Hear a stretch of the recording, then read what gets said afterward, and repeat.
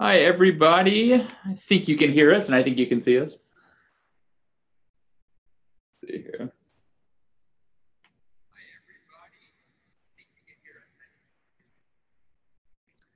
And if you'll just bear with us for just a second, we'll get started in just a moment.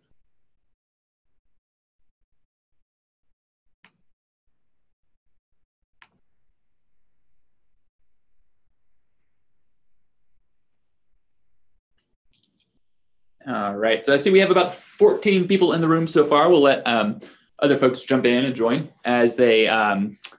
I know this is kind of a weird time for us to do a webinar at 4:30 here Mountain Time. So thank you all for joining, whether you're after school, whether you're after, finish your day at the library or still working at the library. I know some folks are, so we're so glad that you've joined us.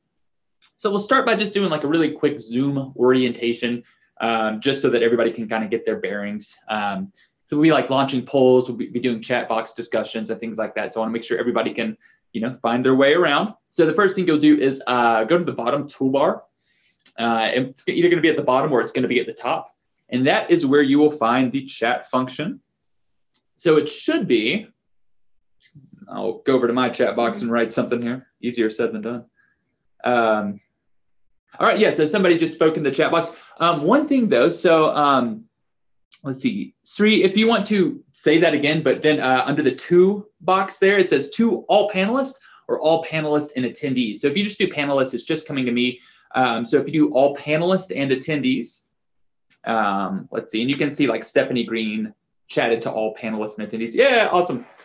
So that's how to access that. So if you have any trouble accessing the chat box, I would say let us know in the chat box, but that doesn't really work. So, so that's gonna be the chat box. When I launch our polls, you'll find that same feature down there. So I'll launch a poll and you might have to click on it to answer. So we'll be doing some polls today. We'll be doing some chat box discussion, talking, a little bit about how teachers and librarians can work together, specifically around, whether it's StarNet or it's around the Infiniscope. I'm really excited about this webinar and getting to reach a new audience. So if you have been to a StarNet Libraries webinar before, you may have heard some of this information that Amy and I will present, but the Infiniscope information should be really new and exciting for you. If you're a teacher and you haven't been to one of our webinars before, well, we have quite a few resources to share with you. Let me just check my agenda here. Where am I? I know. Oh, here is another kind of helpful, actually. Let me go to the next slide real quick. Yeah, so this should be like a helpful little tutorial on using Zoom. Greg, would you mind putting the link bank in the chat box for everybody? And would you also put that Google or that the link I sent you earlier, like the Zoom help link? So Greg's going to put a couple of things in the chat box. The first one is a link bank. So that's going to have everything we referred to today, whether it's a StarNet resource or an Infiniscope resource. You're going to be able to find on that link bank. And I've also kind of put just other suggestions I have. We're getting ready for 2019 summer programming. So just some different programming ideas, some different videos you can watch, old archive webinars you can watch, other helpful information like that. Hello, Allison. So Allison, I was just saying, when you chat, make sure that you chat to all panelists and attendees. So that way that everybody can see it instead of just us. So I see that you're a space science teacher in Phoenix, Arizona, or Earth and Space Science teacher. Cool. Yeah, it's pretty cool. All right. So today's agenda, we'll talk to you for a little bit. We'll turn things over to Jessica. Then we're going to talk a little bit about some of our StarNet resources after Jessica's done presenting on Infiniscope. We will talk about our Summer of Space and what all goes into that. And we'll talk about our regular website as well, some ways you can access some cool hands-on activities and webinars and other videos and so on. Thanks. And Greg just put that Zoom tutorial, and that's just like how you can adjust the screen. It really comes into play when we're doing hands-on activity videos and things like that. But yeah, it's worth checking out. All right, let me go to my next slide here. So yeah, I just wanted to talk really quick about some cool upcoming webinars that we have and some archived webinars that you can check out. If you are not familiar with StarNet, all of our stuff is free. So, we would encourage you to sign up for our newsletter and sign up for the website, but all of our stuff is free, including our webinars, which I guess you all know because you did not pay for this webinar. So, so the next one we're doing is in mid-February. It is planning a night sky viewing at your library, or if you're a teacher and you're able to do like after school programming it would be good for that too. So yeah, a night sky viewing, whether you're going to partner with a local astronomy club, or you know some folks with telescopes that know about the solar system that want to come out to your library. We'll be talking a little bit about that. And then in March, we're doing solar system scale activities. And I just find that that's a great entry point for people that might be a little intimidated by the idea of space science, or like, oh man, I don't want to talk about, plasma or the magnetosphere or something like that. That stuff really isn't that complicated, but if you're like really worried about that and you want to, find some good accessible hands-on activities, scale activities, whether it's the distance between the Earth and the Moon, it's a lot farther than you think, or the Earth and the Sun, or Earth and Pluto, just learning about the scale of our solar system, whether it's size or distance, is a really, really good entry point. So I have also highlighted a bunch of archived webinars here, and it's all on that link bank that Greg put in the chat box there.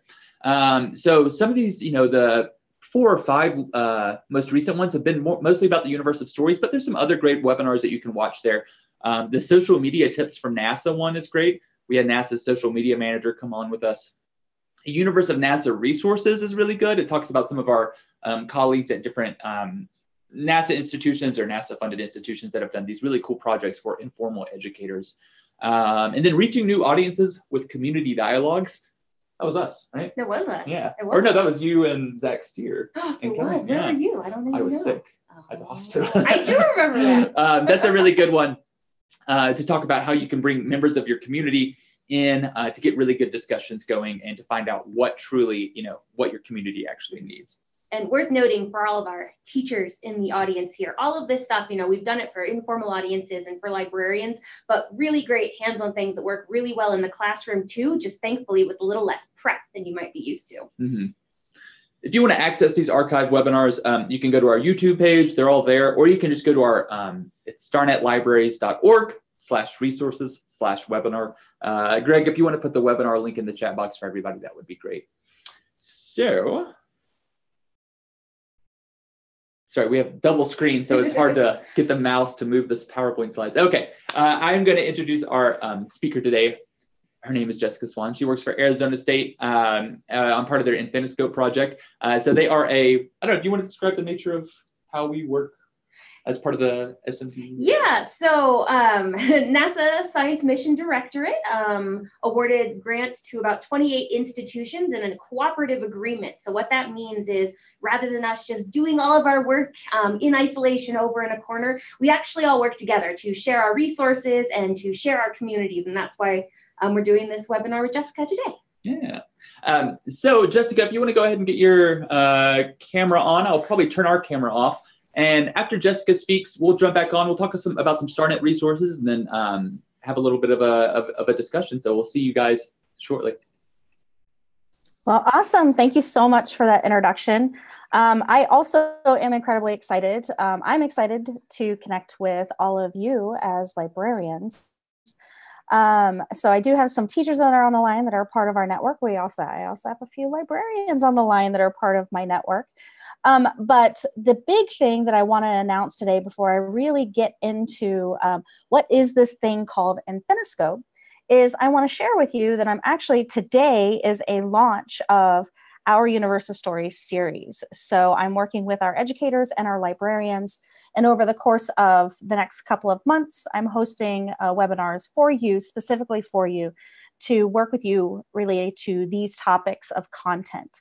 So the plan is that for each one of these meetings, I'll meet with you for 30 minutes, and I will highlight some of the things that we have in our catalog that meets that particular theme and walk you through some of the tips and tricks of using some of this digital content. Because that is actually what we specialize in, is digital learning experiences. So I'll make sure that you all have a copy of this. At the conclusion, I'll coordinate with the team there at StarNet to make sure that happens. But to show you exactly what I mean by this thing called Infiniscope, what I'd like to do is to take you on a live tutorial of our website. So as was mentioned previously, Infiniscope is one of the NASA-funded projects. We specialize in these things called digital learning experiences. And so essentially what we do is we design these learning experiences for anyone, so ages 9 to 99. We have a public-facing side of our website, and then we also have an educator-facing side of our website. So we service all types of educators, formal and informal audiences. So any of our products can be used right off of the shelf. So each one of these learning experiences you'll see are totally live. You can go and you can start to explore. There are educator resources. Some of these have informal lesson plans that are attached to them. So if you're looking for something to just kind of, if you have a significant amount of time that you'd like to fill when you're planning your summer programming, so maybe you're looking to fill maybe 45 minutes to an hour and a half, depending on the learning experience, you could use these directly off of the shelf and slide it right into your programming. Super simple and very easy. So we have things that are called space explorations, and so these are all simulation based. And we also have Earth explorations, and these are all virtual field trip based. We use what's called an intelligent tutoring system to identify knowledge gaps and misconceptions and try to fill them in along the way. So that's really the bread and butter of what we do, is these digital learning experiences that are adaptive to the user. They are intended to be one-on-one experiences. They're not group experiences. So you can just set up a bank of computers or tablets or Chromebooks, and you can, sit the kids down and they can kind of start playing through those experiences. Let me look over here in the chat real quick, make sure there's no questions coming to me. Okay, good to know. All right, so from there, I mentioned that we also have an educator side. So we can log into the Infiniscope site. And now what I'm going to get is 2 additional rows. So I get what's called a visualization library. So a visualization library are really just kind of quick snippets. So if you're just looking for something that's just a pass-through, something to just get your patrons with a taste of whatever the thing is that is your highlight for your programming, these are really great for that specific thing. For example, just recently we had InSight landing on Mars, and we also had the OSIRIS-REx actually intercepted with the asteroid Bennu.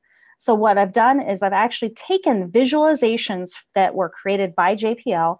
I've embedded them into our intelligent tutoring system, and you can use these directly as they are. So I'm just going to launch one real quick so you can kind of get a sense of what that looks like. Additionally, I have educators that are building learning experiences around great visualizations such as these, and I'll show you what that means in just a moment. But this is just a visualization here of the InSight lander. I can deploy. And I can flip the camera, get a sense of what's going on there. I can also explore the different components of the lander. Can learn all about the product. And I'm trying to remember how you do that. There we go. So it's giving me a quick tutorial of all the little pieces. Anyway, you get a sense. So this is just a straight up visualization, which is very different from a full-on learning experience. So those are available as members of our network.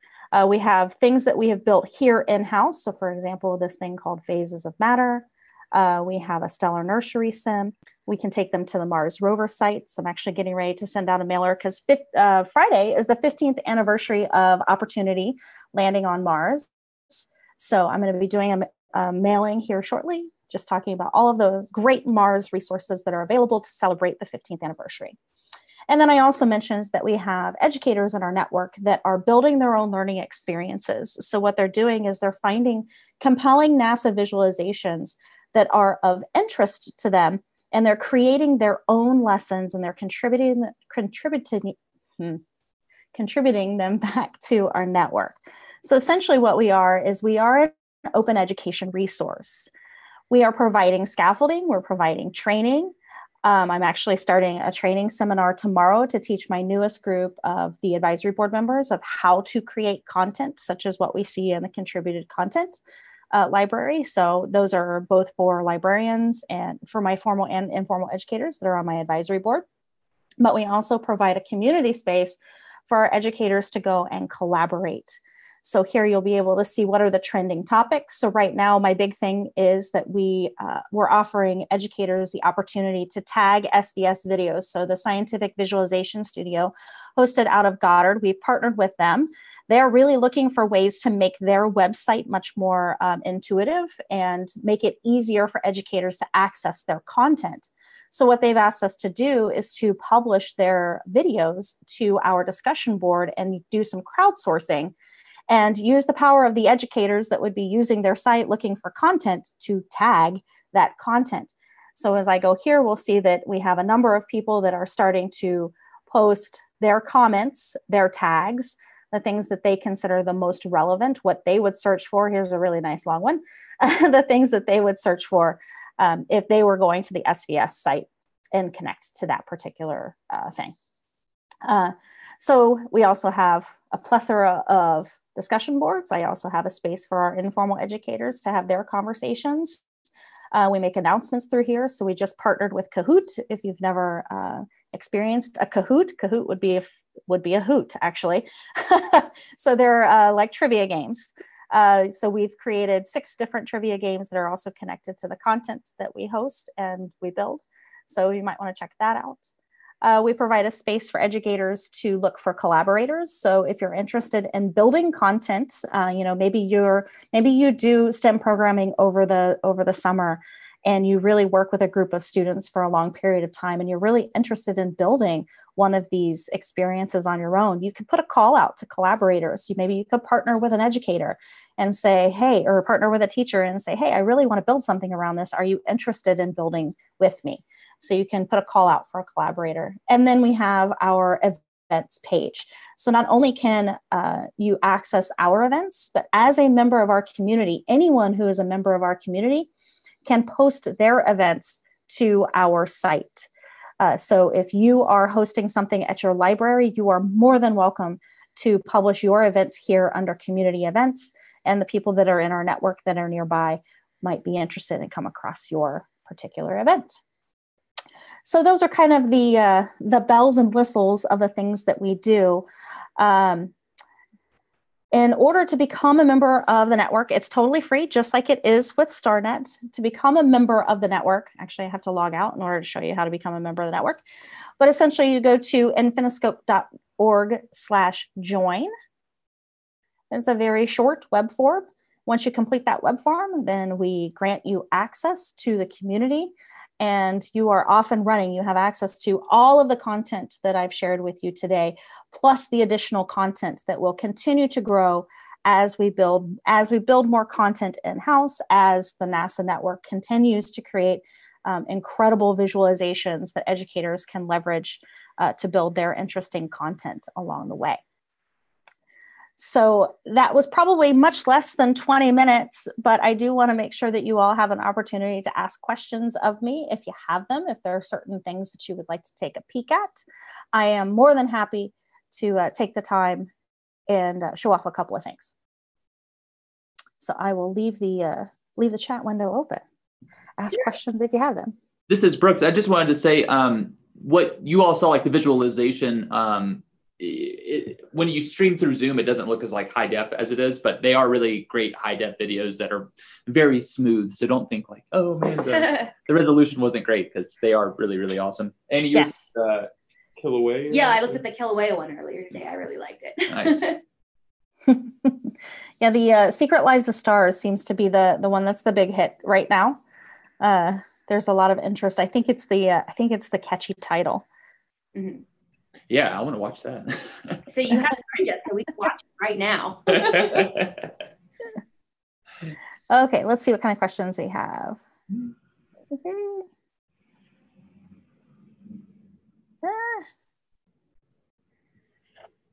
Oh, we've got a comment from Noelle. So Noelle is a member of our network. She's also been an advisory board member for a couple of years. So she points out that just to add that these experiences are not able to run on an iPad, so that it is very important to know. So you can run them on laptops. You can run them on,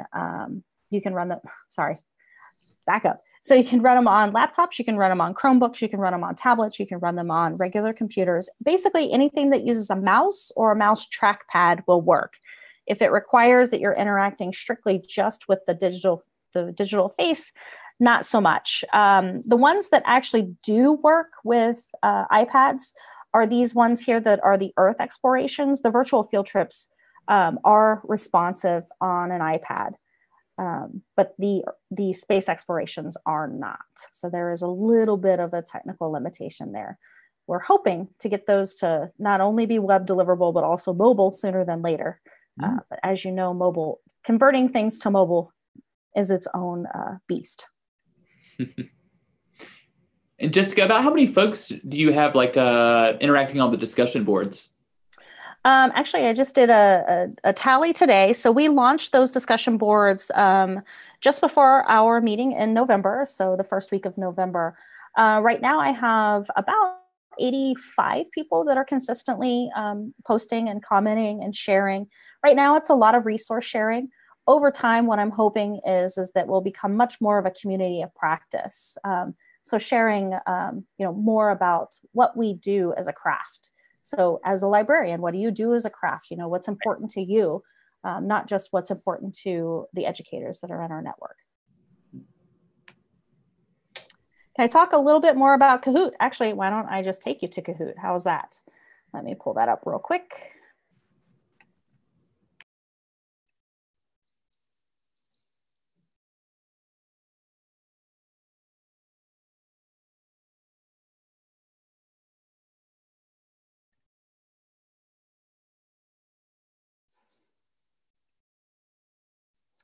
So if you've never experienced Kahoot, it's kind of a game-like experience. It's a little difficult to demonstrate because you actually have to have somebody who's hosting the game, and then you have to have people that are playing the game.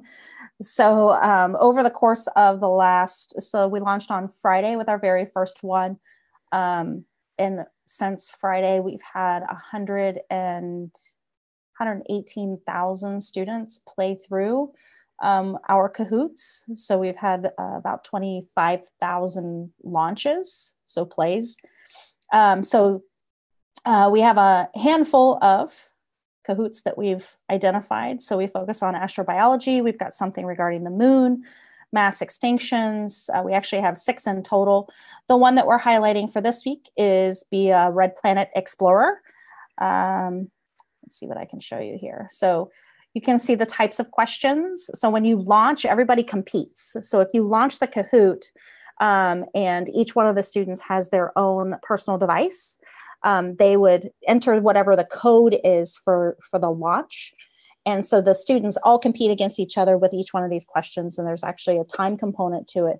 So they'll be given this question, Mars is called the red planet, true or false? And then based on how quickly they answer the question and whether it's correct, will determine how many points that they receive.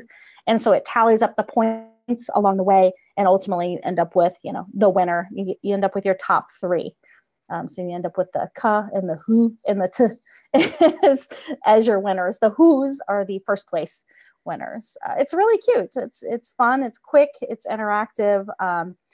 All of the content that we built here, we made sure that we put it through all of our subject matter experts. We wanted to make sure that, everything was incredibly precise, and we use excellent imagery.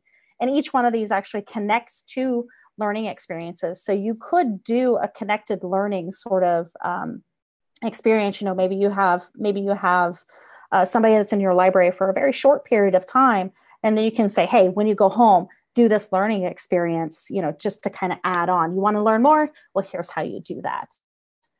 So that's really how we're leveraging the Kahoots here. Let's see. Allison's got a little experience here with the Kahoot. Yep, because they can play as individuals or teams. So you guys should definitely check out the Kahoots. Kahoots run on phones, tablets, Chromebooks, computers, just about anything.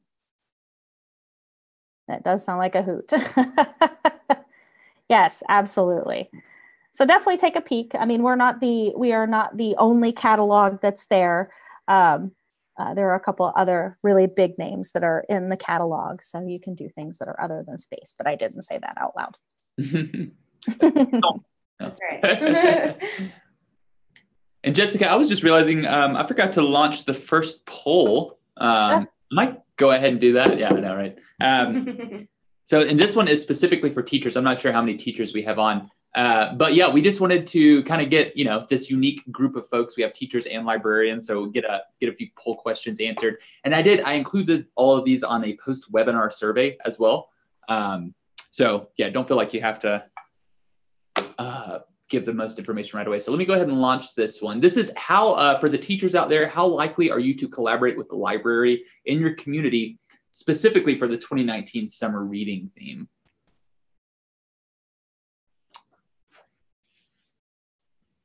So I think a few folks said they were teachers. And if you can't see it, you will have to click on the bottom toolbar and there will be like the poll option. Jessica, are you able to answer Luna's question about teachers creating accounts? Yes. So each individual teacher, educator, whoever the lead is, would create their account. So I envision that you could actually create an account for your library and just run it from your library account. So you only need one, but you do have to have a leader who is hosting the game. So kids can't really, as far as I understand, kids can't really just go in and play on their own. They have to be part of a game. It's a bummer. I was just about ready to go play. I might be wrong. I might be wrong on that. I haven't played with it that much. Oh, Allison says the kids can set themselves up as leaders. Nice. Yeah. So, Tracy, I see your comment. You said very much you really want to collaborate with a library. Could you? I just was wondering how that collaboration might look, and how, whether you're setting your kids up and during the school year to get ready for the summer reading theme, or whether you're actually going into the library during the summer and doing any facilitation or anything like that. And so again, that was for Tracy, but that was for anybody else that wants to answer that question too. And then we see that so of the 7 people that answered, most are really likely to collaborate with the library in their community. That's awesome. We love to see the collaboration and partnerships. I'd be curious to know if you already do that. Yeah, so Tracy, would you mind re-saying what you just said in the chat box, but select to all panelists and attendees so that we get...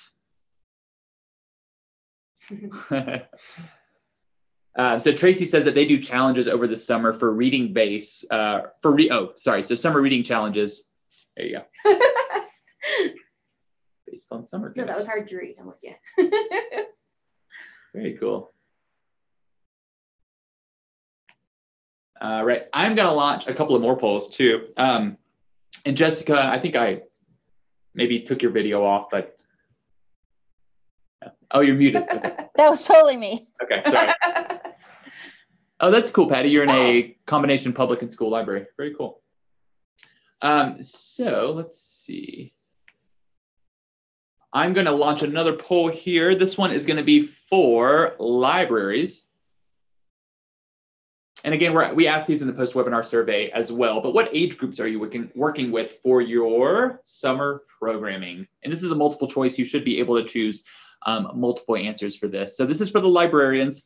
What age groups are you working with primarily for summer programming? Whoa. All at once there. It was.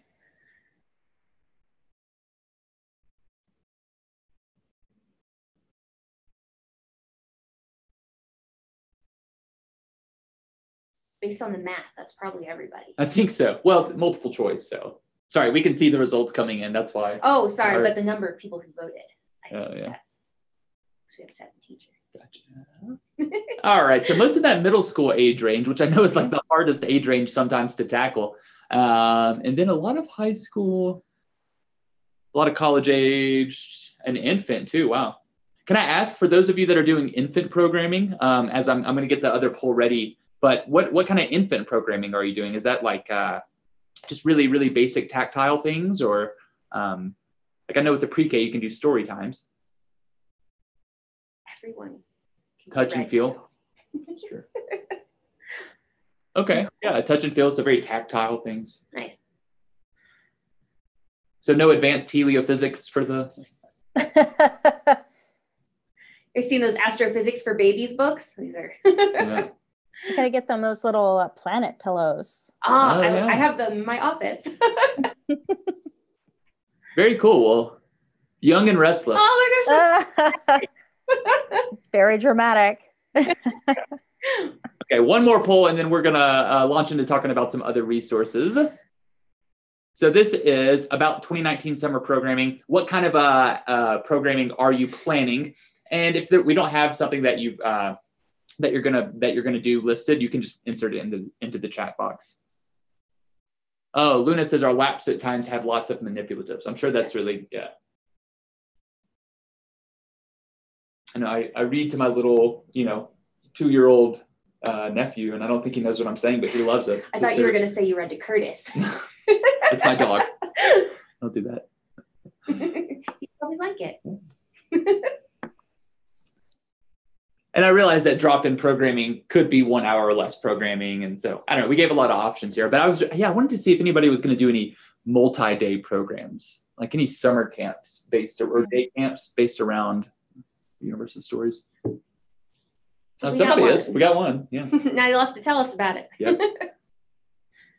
Now they're going to remove their vote. Right, just kidding. Didn't do it. I assume you guys are going to plan on talking about what is the Universe of Stories. Yes. Yes, we will. Okay, good. I knew we forgot something. All right. So I'll launch that. Yeah, mostly 1 hour or less. It's once you get above that 1 hour time frame, things get a little bit difficult. Okay, this is a great transition for us to talk about the 2019 summer reading theme and the Universe of Stories and the Summer of Space. So Annie, do you want me to pull up the Summer of Space webpage? Sure. All right. So for those of you, I assume most folks know, but if you're a teacher or if you haven't heard yet, the 2019 summer reading theme is a universe of stories. So we're really excited, of course, because, we're the Space Science Institute, we're StarNet.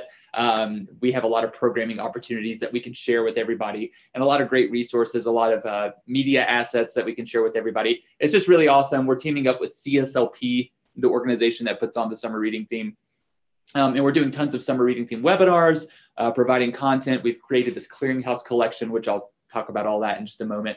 So I want to show you our landing page for the 2019 summer, because there's other stuff outside of the summer reading theme. Of course, there's the Apollo landing anniversary. I'm saying too much. I'm going to turn things over to you. How dare you? I know. So let me just give me just a second to screen share here. Well, Brooks is getting that up since it seems like our audience is about 50-50 librarians and teacher folk. This is just another reminder that all of the resources that we're going to be showing you here on this webpage work really well for either audience. There's no reason to think, oh no, that's the library page, I can't do it. Please come use our resources. And can you all see the Summer of Space webpage up on your screen?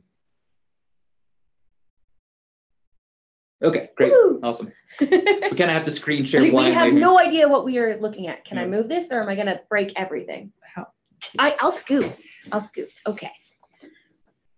All right. So looks like you all said that you can see what we are showing you here.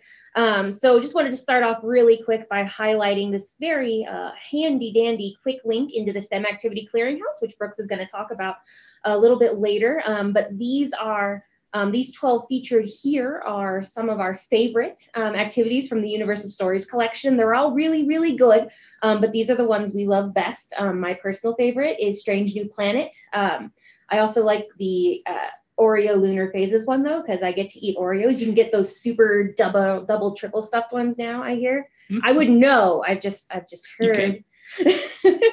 Brooks has had 12 packages.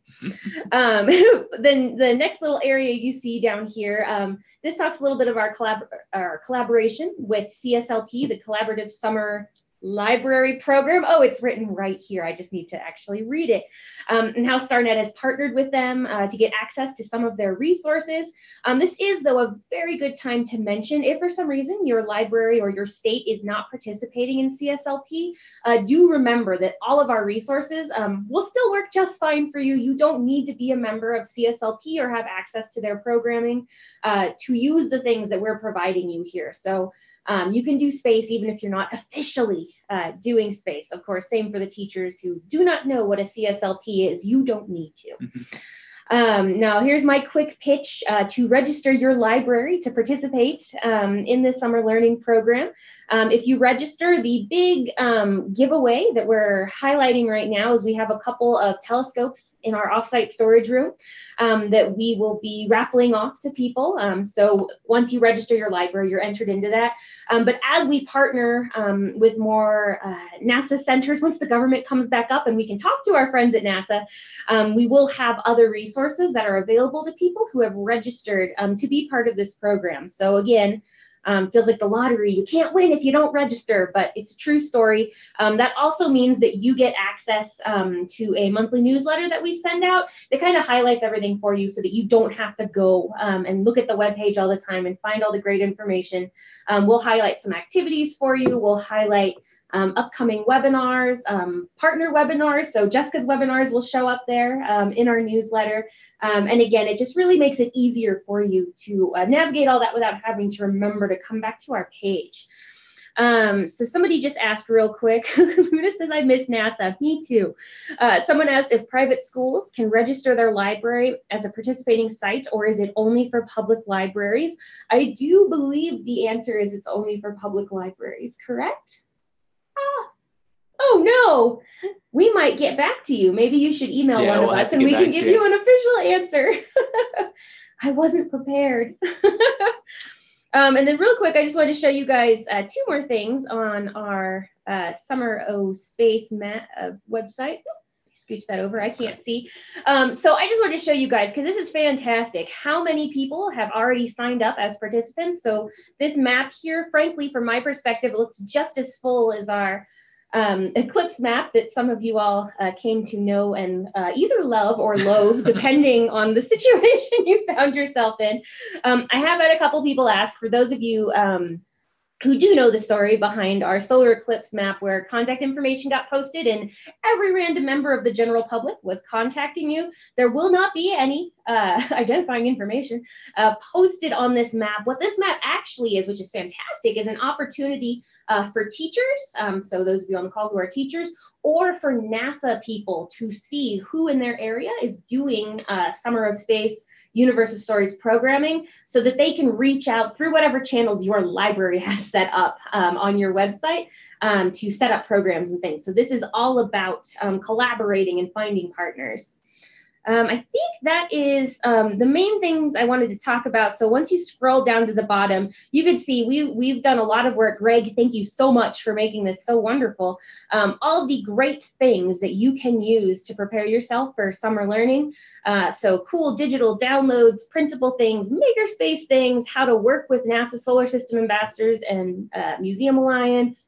Pretty much anything you can think of, it's down here. I want to especially point out, and Brooks might highlight this later as well, both the how-to videos, the webinars, and the blogs. I guess that's 3, not both. But these are really great ways to hear more from people in the field, not just us sitting over here. The blogs are mostly written by library professionals, so you can learn more about what they're doing in their libraries. The how-to videos have been made by all kinds of groups, but with the input from the public librarians who have prototyped those activities for us. And then again, with the webinars, we try to bring in people like Jessica and others as much as we can. So it's not just the startup people sitting here talking to you. As much as you love to hear us, we do like to bring other people in. So definitely, if you only have time to look at a couple things, check out those 3 first to get some really great ideas. I think that was all I wanted to talk about on this page. We're starting with the details and we're moving outwards. So we've talked about our StarNet Summer of Space page, but now I want to talk more about just our StarNet page in general. And I want to show you specifically, if you were looking for hands-on activities that relate to space science. And I was really excited about talking about this because our hands-on activities are designed for the library in mind, but they could totally be used in a school setting as well. I say, we design them or we curate them with the library in mind, and that maybe they don't necessarily apply to a certain set of curriculum standards for a specific state or something like that. Not to say that they couldn't, and some of our activities have teacher guides as well. So if you do want to use them in your school. So to get to our STEM activity clearinghouse, which is a clearinghouse of STEM activities. Fancy that. Yes. You would just go to our main StarNet page and click on this blue button that says search STEM activities. There's a lot of ways to get there, but that would be the most beneficial way. Oh, let's see. Let me make sure, Christine, I see your comment. Let me make sure I There you go. Maybe let me know if that works, Christine. I tried to exit out of the poll. So let's see. Greg, would you mind dropping that link bank in the chat box one more time? For those of you that, if you joined late, you might not have gotten the link bank. You can access all of these resources through that link bank that has different, well, links in it. So our STEM Activity Clearinghouse is going to be about 193 activities that have been specifically curated for the library setting in mind. But again, they're useful in a museum, in a science center, in a school as well. But a lot of them, we try not to do really curriculum heavy or like content heavy stuff. We want to make it seem accessible, that you have an entry point for doing STEM in your library. So on our website, the first thing we're going to go to, this is the main clearinghouse.starnetlibraries.org, and we're going to go down to the bottom for the Universe of Stories collection. So this is what Annie was talking about. This is about 80 activities. A lot of them are in the Universe of Stories manual, the CSLP manual, but a lot of them are just other activities that we thought would tie in well with the Universe of Stories. So we'll click into that and we'll go to, what'd you say, Strange New Planet was your favorite? It's my favorite too. It's a great activity where you're simulating like NASA exploration. So we'll go down to Strange New Planet, we'll click check it out, and that'll take us directly, to the link. Then we'll hit the green button, that'll go to the activity guide. So if you just want the activity guide, that's great, you can go there. If you want the how-to video associated with it, click on how-to videos. And we're not gonna watch that. And then if you are a teacher and you want to know how it might tie into your curriculum, go to the teacher's guide. And the teacher's guide is going to give you, as you can see, different age ranges and ways you could adapt it, just different science standards, different resources that you could use as well. If you do an activity, we please really would love for you to leave a review. So this one, let's see, it has 3 reviews. That's probably really helpful for folks that are, oh, Tracy, that's a great question. I'll get to that in just a second. If you leave a review, it just can help other librarians kind of figure out, how you adapted it. And you're like, oh, this activity was great, but I had 25 kids. And so I had to adapt it this way because there were so many kids. So yeah, please do that. We have a bibliography or a related book section, book suggestions for each activity. We have where it originally came from, and then we have related links. So whether that's like a video from Infiniscope that you could show to go along with an activity, or whether it's just like an informative page to kind of get you prepped to do an activity. Tracy, you're setting me up for a great transition here. So the age range for all of these activities it's all over the place. So it could be anywhere from, I wouldn't say we have any infant activities, but definitely preschool, pre-kinder, up into adult activities. So if you just want to go through and you want to see all 193 activities, go to Browse All Activities. And from here, we have all these parameters on the left side that we can sort through. So you see, yeah, infant, it says 2 activities here. I wonder which of those. Oh, yeah. That's not right. No, that's right. But if you want to see pre-K activities, you can go down, you can sort through pre-K activities. Now, let's say you want to do a pre-K activity that is also like about engineering, okay? So it's not just space science, we have engineering, we have math, we have earth science on there as well. Then you could click that parameter, and you can see that we have 8 activities, 8 engineering activities that would be good for pre-K. We also have mess level, some material use, costs, time needed to prep, time to complete as well. So, and this is, I say there's 193 activities on there now. I think we have quite a few in the queue getting ready to be uploaded, and we're always searching to add more activities as well. So we'll probably be adding some like computational thinking activities in the near future, which is exciting. So I think that's basically what you need to know about the clearinghouse. These collections are just things that we've put together for a specific reason. So whether it's a different project or whether Earth Day is coming up, we put a lot of earth science activities together. You can check those out as well. All right. So I think we are ready for our last poll question. And I forgot what poll question that is. Ooh, it's a surprise. It is a surprise.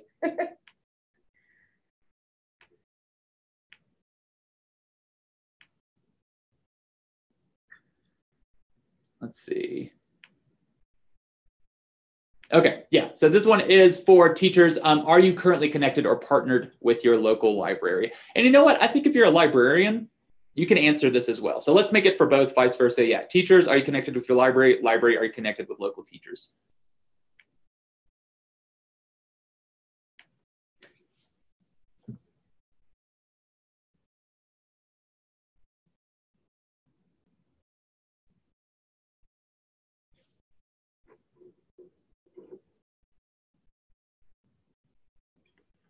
I'll give you about 5 more seconds to answer that poll.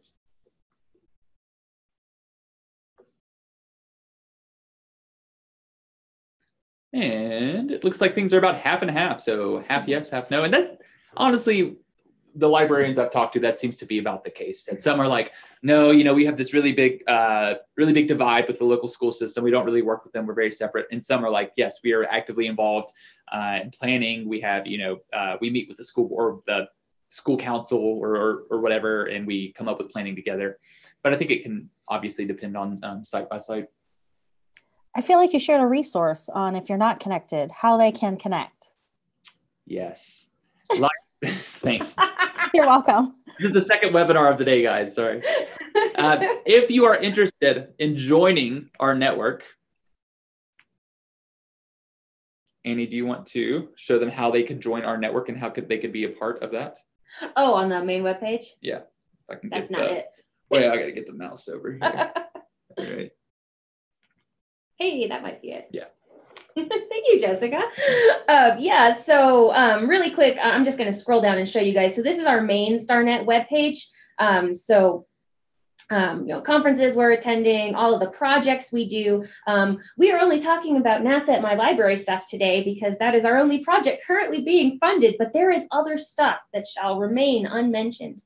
Our blog posts, forums, all kinds of different stuff. But yes, if this all sounds very, very exciting to you and you want to join the network, whether you're a librarian or a teacher, there's this lovely little join our community button at the top. Again, that will give you access to our newsletter. We'll be able to email you if some really amazing opportunity comes up without you having to. Sorry, make sure that's not a. We can't hear you, chat. Oh, okay. No, I'm just making sure everybody can see the screen. All gets to see what's going on. Again, so that we can reach out directly to you so you don't have to always come back and check out the website, even though you should because it is super cool. These chat things keep freaking us out. No, it's. And I would just say, yeah, if you join our community, there's a few different tiers. You can just be a member and you can get the newsletter, which again, it's once a week we summarize, or once a month we summarize everything and send it out. We don't really spam or bombard you. Right. Or you can log in and you can join and you can be a contributor. That's right. Yeah, I'm actually looking for bloggers right now. So if anybody would be interested in participating in that, there's a small stipend involved. Please do let me know. Really quick, just wanted to show you some of the other stuff here to incentivize you to join us. So again, we've got press releases and media coverage of all of our different projects. We have an event page. Certainly that includes our Summer of Space / Universe of Stories event, but also resources for Citizen Science Day, Earth Day. You can go back and see prior pages for some past events if you want to get an idea of the sort of resources we provide. Our projects page, again, is just the list of all the activities we're currently doing. This resources area is, I think, the most important. So you've got our webinars, our past newsletters. If your email server is like mine and eats every newsletter that comes to you, you can go find them here. You don't have to go dig through your spam box. Show the collaboration. Yeah. It's not a Mac. Oh, I pushed and nothing happened. Did you want me to talk? You want to talk? You go. Me? Yeah, so this collaboration opportunities page, this is really great for kind of looking at how can I bring some subject matter experts or other people into my library or to connect with science teachers. I know some of you are on the call already. So really just looking at how to kind of meld different networks, right, and get people working together. This is definitely worth checking out. And I apologize, I didn't know that this is what y'all were telling me to look at earlier, but it was this page, not everything else I said. So definitely check out the science teacher one.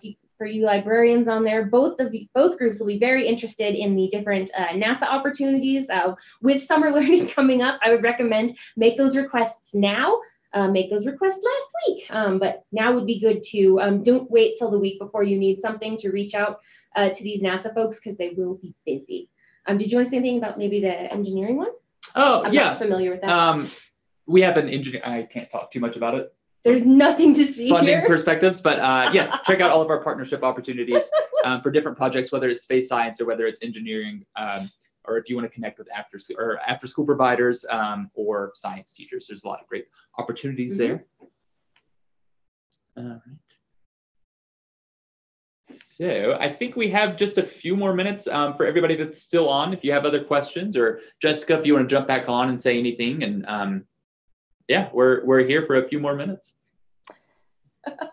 Yeah, I mean, I just want to note that, I mean, I'm always about, trying to leverage partnerships. So if you're a librarian, whether you're in the StarNet network or you're in the Infiniscope network and you're trying to connect with educators, send me an email and I'll see what I can do to help you out, and vice versa. So the teachers that are already in my network, if you're looking for ways to connect with librarians, we have an excellent resource that's available to us right here. But I will also note that if you are a member of my network, you can connect with librarians and teachers in our discussion forum. So that's the other way to connect. Already so yeah. Active. I couldn't think of the word for a minute. Yeah, no, that you have 80 folks on there posting. We need to get on there and yes, I want you guys to post your events so that everybody knows about what's coming up with StarNet. And obviously our librarians, if they didn't know before, go and post your event so everybody knows what's happening in your library. Mm-hmm. So Greg, would you mind dropping the survey link and the certificate of attendance link in the chat box? So whenever we close out the webinar, we're directed to a SurveyMonkey survey, and there is a certificate of attendance at the very end of that survey that you can click on, or Greg's dropping it in the chat box right now, so you can click on that. But we would love to get your feedback on the survey. And there's some comment boxes that you could just say, hey, here's what I'm doing about collaborating with teachers or collaborating with librarians. Or if you have a suggestion for something you'd like to see covered by either Jessica or us for a webinar, we're always open to ideas as well. Oh, great, Tracy. I'd love to hear about how those summer camps go at the end of the summer once we're through with this craziness. Great. There's a certificate of attendance. So we'll give you guys 5 or 10 more seconds if you have any questions, and if not, we'll sign off for the day.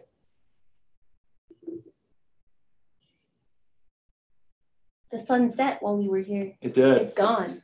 It was bright earlier. I certainly appreciate everyone being accommodating for our educators and doing this webinar later than your normal time frame. So. Absolutely. All right. Well, with that being said, I think we're going to go ahead and sign off. So we will see you all hopefully mid-February or for our next webinar, or maybe on Jessica's next webinar or on the message boards. So if you have any questions, feel free to email me or Jessica or Annie, and we look forward to seeing you soon. All right. Bye, everybody. Thanks, guys. Bye-bye.